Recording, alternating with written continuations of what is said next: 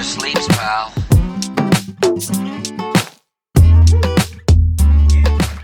Welcome to Money Never Sleeps, a podcast that looks inside the head of entrepreneurs and at what makes them do what they do. A wise person once said, "The world is more malleable than you think, and it's just waiting for you to hammer it into shape." We talk to entrepreneurs doing just that and try to find out why. I'm Pete Townsend, and this is our 13th episode of Money Never Sleeps, a podcast kindly sponsored by Top Tier Recruitment, a specialist recruitment consultancy in fintech and financial services. In this episode, we talk to Emerald Leeuw, the CEO of Eurocomply and a data protection specialist since long before it was cool. Through Eurocomply, Emerald delivers training and advisory services on data protection and helps people realize that it's not the apocalypse, it's just regulation. Owen and I both knew Emerald from before this episode, as we all bump into each other regularly at events and on the conference circuit. For as long as I've known Emerald, she's been very consistent and on pitch. What I learned by talking to Emerald is that an entrepreneur's main product can very much be themselves. So being consistent in your pitch of what you do is critical.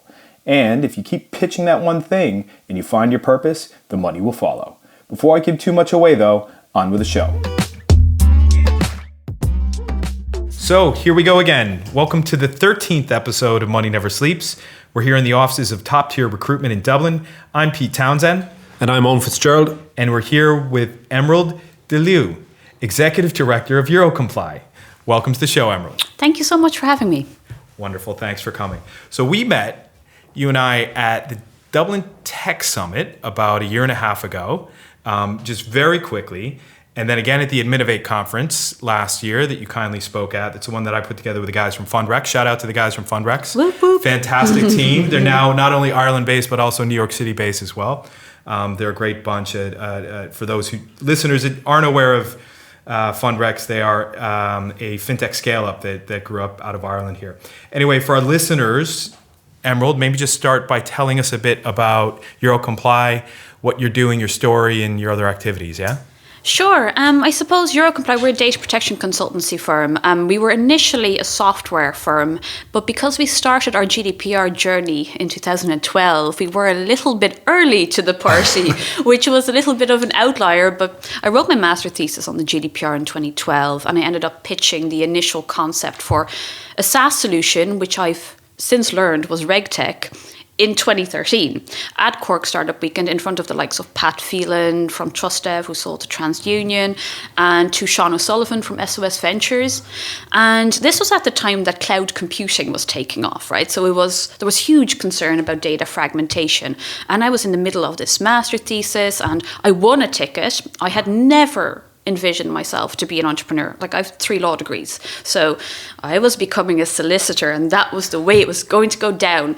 So I pitched it and it was really well received. So then I kind of, made my bed. I had to lie in it and work on this rudimentary version of what Eurocomply was going to be for the entire weekend. And that was that. So I left, it was well received, cloud computing was taking off, and they said, we kind of understand that this is going to be an issue because we actually don't know where our data is, because data could be anywhere. So that was said to me, and I just kind of parked it then, and I continued working on my master thesis, because I tend to go all in on stuff. So master thesis was my main focus, and back then I just thought it would be very fancy to have a master's in law, ego, young people do this. And at the end of the journey, I learned that in Ireland, the whole system for becoming a solicitor works dramatically different than it does in the Netherlands. In Holland, you have to have a master's. So I moved country to do this master's in technology law and intellectual property. And I learned that here you have to sit FE1s, and you have to do all of this stuff, right? And I had to come to terms with that. That took a while, I'll be honest with you, because I felt that, having 2 bachelor degrees, both in law, plus a master's in a specialty area, should be sufficient to at least go work in a firm and do something. But that was not the case. I had to go and study all sorts of areas of law again. So there was, after handing in my master thesis, it was October, I think, of 2013. I was sitting in the Bull Library. I had spent a fortune on buying the documents that I needed to study to sit all of these new exams. So I had to study Irish law, and I really just didn't care. And I was sitting there and I was studying the Irish liability for fire. And wow. Yeah, so you literally have to do every area. So you have to do land law, you have to do tort, and this was tort law. So somebody, there's a fire somewhere and somebody is liable. And and this idea was still niggling away at me because somebody had said to me, and they were credible in my eyes, and they still are very, very credible people. They had said it was a good idea. So I just quit, and it's completely unlike me. This comes from one of the most type A people you're ever going to meet in your life. I quit on the spot and said to my mother, you know what, I think I'm going to start a software company. That went down really well, you can imagine. Wow. I basically messed about with this idea while doing a bit of consultancy for some companies that kind of got data protection really early. There were a few of them. I was doing some writing for them on the GDPR that was coming while figuring out my life.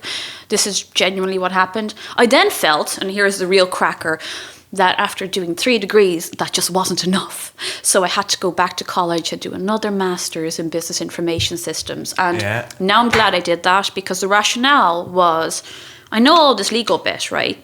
But I know nothing about business or tech. Mm-hmm. So at least now I know a tiny bit about business and tech. Now I can start a reg tech company. So off to UCC Ignite I went, which was an incubator, spent a year there in 2015. Still nobody was believing anything about GDPR. Yeah. It was really hard. So I literally got no constantly. Privacy isn't a thing. Data protection isn't a thing. It'll never be enforced. It will just never happen. So there were a few people that believed in me, like Eamon Curtin in Ignite was one of them. They kind of figured that if I was so convinced of this, there might be something there, because I obviously had all of these qualifications, so I couldn't be completely delusional. So they took a punt and they backed me for a year. And then it took me about 3 or 4 applications to Enterprise Ireland Competitive Start Fund for them to say, female founder, you're number 11 on the list. There were 10 places, right? 3 days before the Female Founders Programme with Enterprise Ireland took off, I get a phone call from the NDRC, who are another investor and supporter of our business, saying, Emerald, I've got great news. This was Helen Fullen in the NDRC. Somebody dropped out. I had already gone up for the feedback, right? I had already been rejected for the 4th time. Yeah. So it was slightly soul destroying, but I was kind of expecting it to have to just go back again. I was like, these people are going to fund me eventually. They will see the light. It's going to happen. So somebody dropped out, and I had 3 days to move to Dublin. So it took me 2 weeks. We actually found a place in Ballsbridge to live, which was a miracle, because it was already pretty bad in 2016 when we got this funding. And that really helps, because the moment I moved to Dublin, things really changed. And that's not to say that Cork wasn't good to me, but when it comes to compliance and privacy and GDPR, most of the decision makers are in Dublin. So I was pitching not necessarily people who didn't want to help, but people who just didn't really face this in their day-to-day jobs, or who just hadn't been briefed yet on GDPR, and the programs were just run elsewhere. So I spent 6 months in the NDRC, networked like a woman possessed. Like, that has literally been the only reason we got anywhere. Like, credibility in Dublin or elsewhere? Everywhere. Anyone who would listen, I was pitching them. Literally, if you had, they may not want to listen to you, but they'll just listen to you to be polite. I'd be that awkward person who would still pitch you. Yeah. I just. Yeah, no, I get that. You just have to. Do people go on their back foot when you start? No, I think there might be something in the fact that you're 5'4" female entrepreneur who kind of looks like she deserves not to be rejected again. I don't It's a desperation. There have been moments, like especially in the first year, I kept setting myself deadlines, right? I would say to myself, okay, if it doesn't happen by this date, or if we don't get funded by this date, I'm going to call it a day and I'm going to do something sensible with my life. But every time something happened. So the funding was the main game changer for us, because I was struggling just to pay myself. And I was a pretty qualified person. I could have taken a job. It would be an entry-level job, but at least there'd be money coming in. Exactly. So I bootstrapped the entire thing. And then we went through the program, and then Accenture FinTech Lab, which was really good, because John Coolican in Accenture, he would just march, I think there was 5 of us, into all of these giant banks, and you'd sit down with the person who actually had some insight into what you were trying to do, as well as had some power in the company to go, this is a great idea or this is a terrible idea. Because this was in the time where we had a RegTech solution that essentially would allow you to assess, track, and demonstrate compliance with the GDPR by auditing yourself, but also auditing your entire data supply chain, aggregating that compliance data and making it centrally available to a person in Dublin.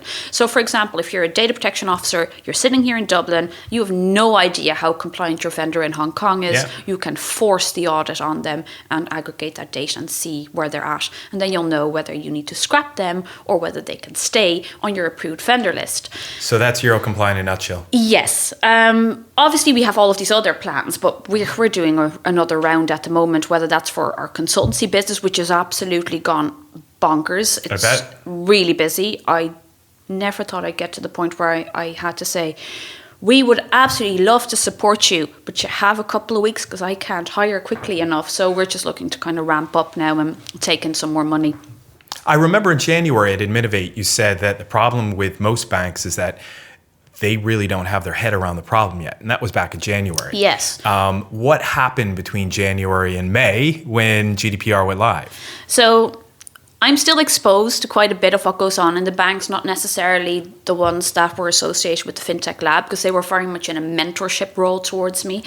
But during other consultancy games, I get some insight. They're still in the middle. Lots of them are still in the middle of programs. Of course, they're more mature. So what you see in a lot of organizations, not just banks, is what will have happened is they've done their initial gap analysis. They figured out they had all of these problems. And they also probably worked out that they had all of these vendors who now won't come back with a signed agreement or who won't answer their questionnaires, etc. So I kind of saw that years ago, and I feel very smug about that. Rightly so. Yeah, well, you know. A woman ahead of your time. Well, it's hard. It's a difficult thing to do. And I think a lot of people were so focused on the fines that they kind of forgot that they're responsible for their data supply chain, which is a much bigger problem than the fines. I mean, all the authorities have said we're not going to fine everybody, which makes complete sense. It's not the purpose. Like, it's super clever what the European Commission has done, because they've built a regulation that allows private entities to ensure it gets implemented. It's really, really smart. So you don't even need the authorities to get an awful lot of the work done. But anyway, back to the banks. They're still in the middle of their programs. They're more mature now, and they're looking more into the nitty-gritty stuff. But subject access requests, they've taken up so much capacity in banks. There's been such an uptake of people just filing them and go, give me my data, or delete all of my data, and how to handle that workload, because you only have 1 month, right, of receiving the request you need to execute. If you don't, you can go and complain to the authorities, and the authorities have to investigate every complaint. So then you're exposed. That's not good. Yeah. So, they're more mature, but they're definitely not there. So they're getting the top level stuff just to basically be able to say we're generally compliant, and then there's a lot of things on a laundry list that they still have to do. Yeah, and there's still an awful lot of confusion as well. You know, you'll start off with doing a record of your processing activities, and I force every company to do this. It's only mandatory for companies that have more than 250 employees. Generally, I don't care, because I just go in and say, if you want us to help you, you're doing them, because if you don't understand your own data, we can't help you, because how am I supposed to advise you if you can't tell me what you're doing and exactly where the data is going? So when you do these records, what you have to do, and it's literally, well, unless you're using software, it's an ugly spreadsheet, and it's really, really big, and it's really intimidating. So basically you'll say, this is our HR department, and this is the spreadsheet for HR. During the recruitment process, we'll collect name, CV, contact details, blah, blah, blah, blah, blah. We'll associate a retention period with it. We will have a legal basis that has a foundation in the GDPR associated with it, etc., etc. So even just understanding what you can choose from and what the right lawful basis is and which one is the most robust for every particular processing activity, that requires a lot of thinking. It's not an easy job. So you can't really blame companies for being non-compliant. But then on the other hand, the draft was released in 2012. Yeah. And it has, I suppose, has all of the publicity around the likes of Facebook and all of the privacy challenges, has that helped, I suppose, in the GDPR side in terms, I know it's been coming, it's a regulation, people are aware of it anyway, but has it brought more attention to that world? And Absolutely. So I've never been a huge fan of fear-mongering. I just don't find that it's particularly effective. I mean, at the end of the day, it's not the apocalypse, it's a regulation. You need to do it, but we're not all going to die a horrible death because the GDPR is here, right? And that's kind of what we've been seeing. So a couple of things on that. I'm just trying to organize my thoughts here. Just to give some interesting insights first, I suppose, as to what's going on a global scale. Firstly, California introduced the California Privacy or Consumer Privacy Bill or Act. Yeah. That is really interesting because, let's face it, most of the really big tech companies are there. Those who are in Europe, who have European headquarters, would still be receiving most of their instructions from the US. So where some tech companies, not naming anyone in particular, might have been quite chill regarding privacy, just went, GDPR might happen, whatever, we don't care, it's Europe. We can always just not sell in Europe, we'll just block out all European consumers. I'm sure some of you have seen this. Mm-hmm. Yeah. Now it's a Californian bill, so it kind of applies here as well now, and it's definitely inspired by GDPR. So that might drive compliance with GDPR if the powers coming from the US. Yeah. I was surprised to hear a perspective from the US. It was like, well, we could shut people out, or we can just comply with the European regulation. And let's just comply with the European regulation. It'll make our lives easier.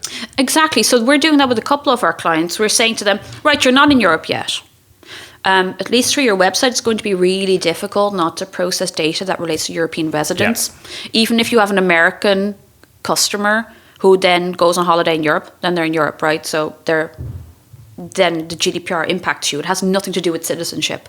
That drives me mad, actually. Such a pet peeve. People will tell me, GDPR applies to European citizens. And I'm like, no, it doesn't. It applies to data subjects within the EU. Yeah. And there's a couple of other criteria that might cause it to apply. So that's one thing. India just introduced the GDPR. It's not called the GDPR, but it's the GDPR. It looks exactly like the GDPR. It has similar terminology. It even uses legitimate interest as a lawful ground. They call it something different. They call it reasonable processing. So that only happened last week. So we're seeing all of these privacy acts being implemented. And this is because people apparently do care about privacy. A very famous tech company, won't name anybody in particular, they bet against privacy. Bad idea. Terrible idea. People do care about privacy, and people want to know what's going on. It's not that people, are against innovation or against data. I will never tell companies, you should not innovate, or you shouldn't use massive quantities of sensitive data. If you're going to do that, accept the risk, tell your customer exactly what you're doing in words that they can understand. Yeah. So absolutely, the media did two things. So first of all, they drew much necessary attention to what is actually going on. They expose things that are actually really common, that happen, that are unethical and wrong. Yeah. And they've made people more weary about handing their data over. At least some people now pause and ask the question. Yeah, I pause now. I do. Yeah. And say, am I really ready to comply with this? Yep. Okay, fine. I find that I now notice if like an app on my phone wants access to my contacts for some random reason where it has no reason to access my contacts. Like what game from my kids on my phone wants access my photos and be like, why? Yeah, it's actually quite creepy. And also I make a habit of reading privacy policies now. Some of them are absolutely ludicrous. Yeah. Ludicrous. You're probably the only one. No, I'm actually not. There's a couple of me's going around. I'm sure. There's a meetup group. There's, I wouldn't call myself a privacy activist, but I do call people out for doing dodgy stuff because otherwise other people won't know. It's an issue. Like I've been known to just my Twitter is my personal account and it's just full of me ranting. Yeah, so I've seen it. Yeah, it's like passive aggressive most of the time. It's like I need to say it somewhere, and it says I had to add opinions are my own because. Yeah, just in case. And what I found interesting when they had Zuckerberg on with Congress and even in the UK was, at a certain point, whose responsibility was it? you can argue that Facebook, and like I'm not taking either side, I have my own view on it, but you could argue, well, was it their view to be decided? Like, they were responsible for all this data and things that happened to it, but are they the ones who should be deciding, as a private or as a public-private company, whatever way you want to class them? Like, is it his responsibility and the company's responsibility to decide, or did they just become ultimately too big that, their impact on the world was so... Well, there's certainly a visibility problem, of course, when you have a company that's that large. They're bigger than nations now, right? So this is an issue. This is why the antitrust bodies are not too happy with companies becoming too large, because they become too powerful and they want to self-regulate, and clearly that doesn't work. So whose responsibility is it? If you have data, it's your responsibility to make sure that you treat it ethically. So whether that's your personal decision or it's the decision of somebody you have somewhere along the way hired, it shouldn't have happened. I think that there is a problem with checking whether data was in fact deleted. I think that just, even if you don't have to, it's just a very good idea. And also just due to the volume of data, I think... It could have played it safe. Yeah, I think that, the business model of the likes of Facebook just doesn't align itself very well with privacy laws in general. So while I understand it's a business and you want to make as much money as possible, I think that some more care was required. And I think that even if there wasn't actually a breach or they didn't know or et cetera, I think still from an ethics perspective and a kind of a duty of care and doing the right thing, you should try and make sure these things don't happen. Yeah. Interesting to take things a little bit of a different direction, Emerald. Most, I think, if not all, Owen, of the people that we've had on the show to date, entering their entrepreneurial journey had come through some sort of industry background.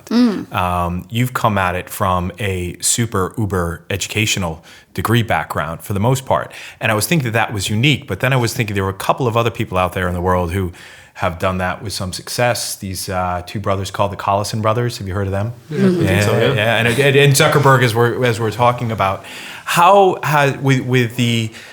So you mentioned you've done a lot of networking to get the business to this stage. You've talked to so many people and pitched to so many people, and that you've come across a lot of other entrepreneurs along the way. How have you what lessons have you learned from them, and what lessons of yours have you imparted on others in terms of the difference in that journey between those coming out of industry and those that are coming at it from just a more native, original background? Okay, so there were certainly huge gaps in my knowledge, and I'll be the first one to admit that. I had no idea how large corporations worked. No clue. No idea of their knowledge levels. Didn't have a clue. But I just figured that GDPR would eventually happen. And I just completely believed that. And it wasn't because I had some, crazy belief in my own judgment. It was because I actually read the GDPR. Okay. And it was like, this is what is going to happen. This is what companies will have to do. Sure, there'll be some lobbying, it will be amended a little bit, and that'll be that. So it's going to happen. Might not happen tomorrow, but it's going to happen. So that is, I suppose, a lot of my own success comes from just being really, really stubborn. Yeah. So I just stuck with it, and I said, there were plenty of days where I just, didn't want to pick myself back up. Not necessarily something that I imparted on others, but I think they probably saw. Yeah. I didn't have much support until I got support from Enterprise Ireland. So I literally just always kind of felt like a lone ranger who at 25 moved from Holland to Ireland, had no network. I had to start over, so I was by myself. UCC was really good because my mother is from Cork, and there is this Cork mafia thing that apparently exists. But so that was useful. But what I learned from others was, learn how companies work. And I got this a lot from accelerators. I got this a lot from just going to conferences and having a coffee with somebody. I tried to meet everybody. People would say, I would contact people left, right and centre, meet me for a coffee. I had some very seasoned CEOs meet me every Sunday in Starbucks on Waterloo Road. And I would just say, this is where we are. Wow. And I've been very lucky with personal mentors. And I always felt like I need to talk to people who have done this and know more than I do. I know way more about privacy than they do, but I have no idea how to run a company. And sometimes I still question whether I can run a business daily, actually. Just make do with what you can and off you go. I don't know what people would have learned from me. I think it's the fact that if you hold out long enough and you actually stick with what you're saying and have focus, because I never pitch myself as anything else.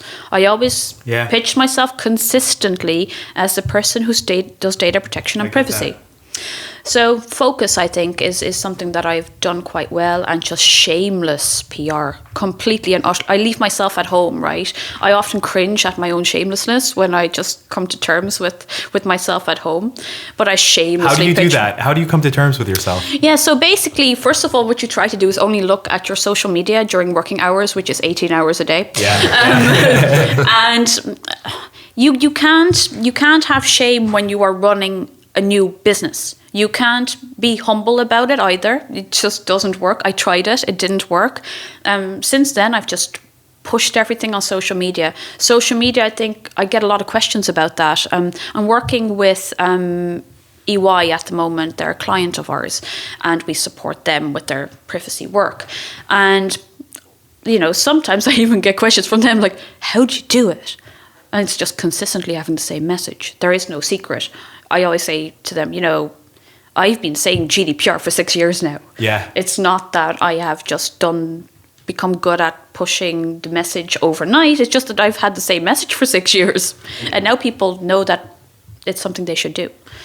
And go on. Sorry, I was going to say, it's funny because I obviously work with a lot of entrepreneurs, and it's the ones who constantly hassle me, and I would find sometimes as a pain in the ass, or they're the ones who will last because, they're constantly trying to drive their business and push every last ounce of it out there, versus the ones who I may not hear about and are just kind of going through the motions or, enjoying their entrepreneurship journey and everything, but not like hustling. And like that to me is from what I can see and based on the conversation we've had in the past, like you would kind of embody that hustle as Gary Vee would class it, as just getting out there and pushing it all the time. Yeah, I am becoming more balanced though. I think that what I've learned in the last 18 months, and it's actually been pivotal to me and the company, we are a profitable business now. We generate money. It's what we do. We're a business.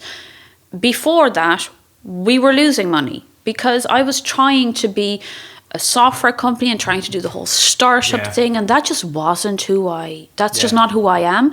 I'm not really good at hanging out with developers and eating pizza. And there's nothing wrong with doing that and discussing all of these topics, but clearly that's just not what I am personally good at, and it's also not what I relate to. When I won European Young Innovator of the Year in 2017, and essentially what I did was I entered a startup competition in Cork just a few weeks before going to Brussels. I got second place, right? Which is fine, but I don't like losing. I really don't. I just don't do it very well. And I was very happy for the girl who won. That was not the issue. It was just that I felt that it wasn't right, that apparently once again I drew the short straw, and I was getting really sick of it. So I said, you know what, I got invited now. I made it to the final rounds of European Young Innovator of the Year. This was an award from the European Commission, right? So I was there shaking hands with Jikri Katainen, who's the European Commissioner for Enterprise Investment and Entrepreneurship. And I won it. And I was like, am I pitching the wrong people? Is something wrong here?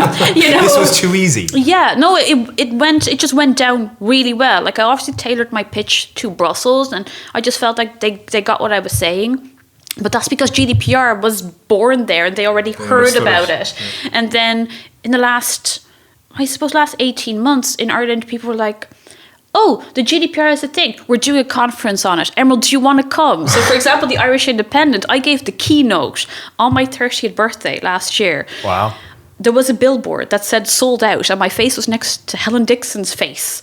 And it was just kind of like one of those moments where you go, first of all, how on earth did I get here? Yeah. That was the first question. The second one was, I don't deserve to be here, but I'll do it anyway. Because we all have it, right? It just stays with you. Oh, yeah. Well, like we were saying earlier, is it humility or is it self-doubt, or is it a bit of the two? What do they call it? Imposter syndrome? Imposter syndrome. You don't believe you deserved it. Yeah. It's not humility. It's just this I'm quite an anxious person by nature. I'll worry about stuff forever. Like even like especially the small things. I'm wonderful in a crisis, but if there's something small, if somebody says, "I want to talk to you. Can we talk tomorrow?" I'll worry about that for like the next. I'm that person. So I think that imposter syndrome stays with you. Yeah. And actually, really interesting story about that. The former CEO of Morgan McKinley recruitment firm, they hired me to basically start implementing their GDPR program last year, and I handed it over to a DPO because, it was a consultancy gig, and I said to him, and like he built it from a one room in Cork, and he recently handed over to another lady called Alda McDonough, and both fabulous people actually. But I said to him, does it ever go away? You've been doing this for 30 years. Does it ever stop? And he goes, no, it doesn't. It stays with you, but you need to keep it because that paranoia is good. It will keep you going. Oh, absolutely. You're pushing yourself. Yeah, and I was like, okay, I feel a little bit better now. Tell me, was there an element that at the same time when you saw your face up on the billboard that like finally people are getting it? Like surely at a certain point you must want to kind of rub it in people's faces and say, I've been doing this for years. Told you so. Yeah, so it wasn't that moment. It was, do you know Clear Prezzo? He does presentations for pretty much everybody. It was just a few weeks ago and he tweeted something along the lines of, GDPR, I can't believe everybody is surprised about this. Emerald was talking about this 5 years ago. That was that moment. I was like, yeah, I know, right? Yeah. But no, and I think that there's a real misunderstanding now because of the GDPR talk that it's just the GDPR. And then when you go into companies, what you have to tell them is GDPR is part of a wider regulatory framework. And you need to take into account all these other regulations as well when you're doing things. So it's been nice, and it's been nice to be able to say, like I've earned it. I really do feel that now that we're doing well, and now that we're actually have more than one person on the team, which is nice.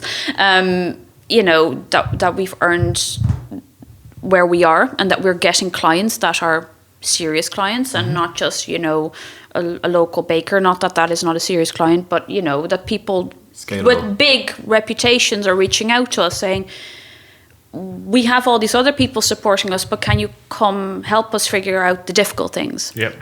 That feels really good. It makes me also feel like I'm not crazy, which is nice, because I really often thought, am I losing it? Should I have just taken a job? And right now I don't feel that way, but that stayed for a long time. And do you find it strange when you look back on it that, you could have continued into the law route, but given, even when you made reference earlier to how many times you've travelled, it's taking you on a completely different, probably way more than you could have imagined even when you started the business, just a total different journey. Yeah. So first of all, I know that I would have been miserable. I know now, just from the way everything just fell into place, even though that I grinded it out for years, that this was what I was supposed to be doing. I am exactly where I'm supposed to be right now, and that's a nice feeling. I would have been so miserable in a law firm. It's just not aligned with what I like to do. Yeah. I worked for governments. I've done a whole host of things, right? I've implemented directives within the Dutch government. I've done my time in organisations. And I always kind of figured, if this is what I have to do 40 hours a week, I'm not going to be very happy. And now my life literally involves going to India as part of Ivanka Trump's delegation. That has happened. I was there last November. Yeah, I went to the Global Entrepreneurship Summit with the US State Department, because the US State Department is really backing me. They're amazing. Fantastic. So we have Ireland backing me, and now the US State Department backing me, and then Brussels backing me as well. That has been the holy trinity of my success. So I suppose we were featured on Forbes this week, and that just blew my mind. I've no idea how I got there from where it started, which was literally a bedroom in a horrible house next door to UCC, because I was a giant nerd and I wanted to be near the university. There you go. So that is literally how it went. And apparently that was how it was supposed to go. You've come a long way. Yes, but we're not done. No, I'd say there's a lot more to come. I'm all in on privacy, and I feel that we're living in a world where privacy is going to become a commodity. We're already kind of there. We see this with the paywalls that come up that go, if you want to use the site for free, click here. We will sell your data to everybody and their dog. Yeah. If you don't want that, click here. It will cost you X. Yeah. That's where we're going. But I think that there's a real opportunity there for new businesses as well. Oh, and it's going to get harder. It's going to get harder. Or easier, depending on your business Well, model. I mean, just with more data in the cloud, with drones, with 5G, with all these things driving massive more creation of data after data after data Yeah. set. Connected home. Connected home. Yeah, that freaks me out. Quantum I will computing. not have it in my house. So I lecture at the Law Society of Ireland, and I lecture specifically on drone law, IoT, tech law, so everything that's slightly exciting, right? That's what I like. Yeah. But we talk about, and I talk about this in my lectures there, on information asymmetry. And that's essentially an economic term. But what it means in the context of data protection is, imagine yourself walking down the street on your way back home from work, and you're on the phone to your boyfriend, girlfriend, spouse, whatever, and you have the same pattern every day. And every day you pass the same lamppost, and the lamppost switches on. A drone flies overhead. A lady jogs by you with her smart socks, and they pick up your presence because your mobile phone, etc. Over time, all of these devices will be able to really discern your patterns and what you are likely to do, where you are at certain points in time, etc. Now, the device owners will not know this, but the providers to the device that they're wearing will, and the service providers that sit behind that.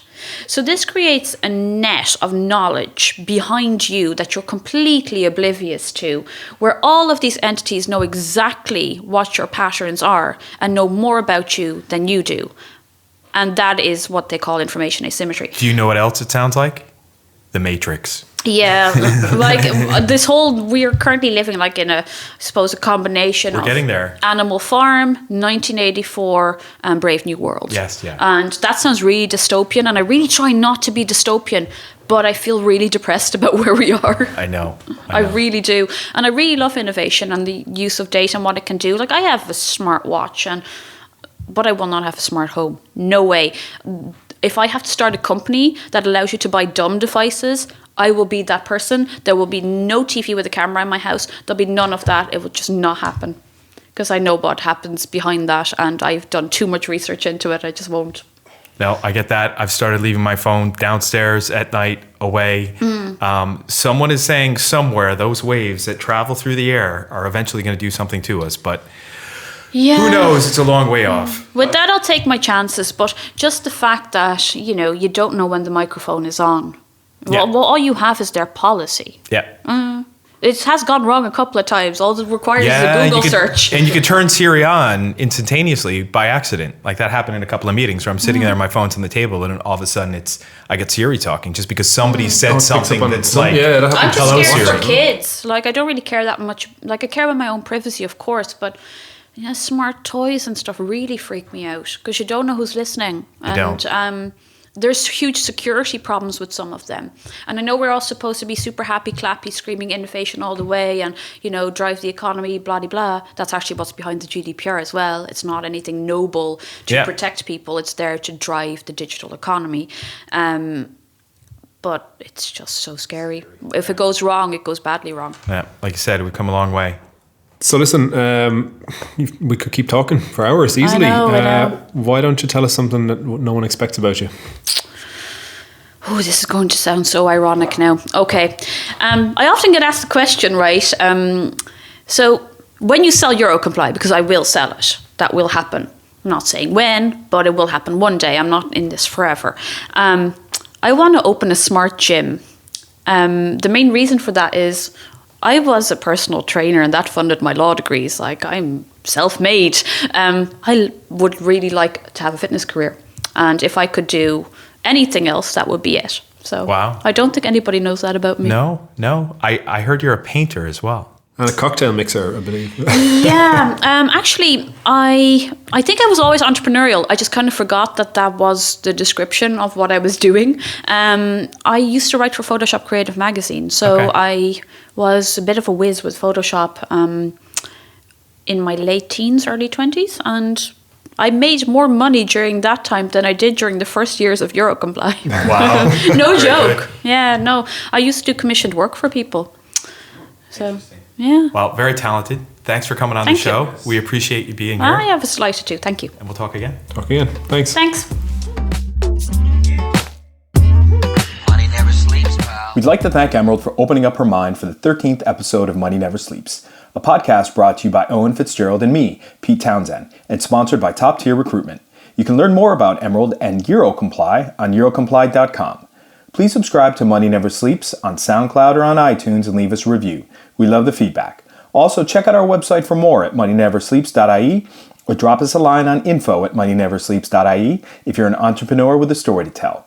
We'd also like to thank the team at Create Sound for recording and editing this podcast, and thanks to Dogpatch Labs for their unwavering support of the startup community in Dublin. Till next time, thanks for listening. See ya!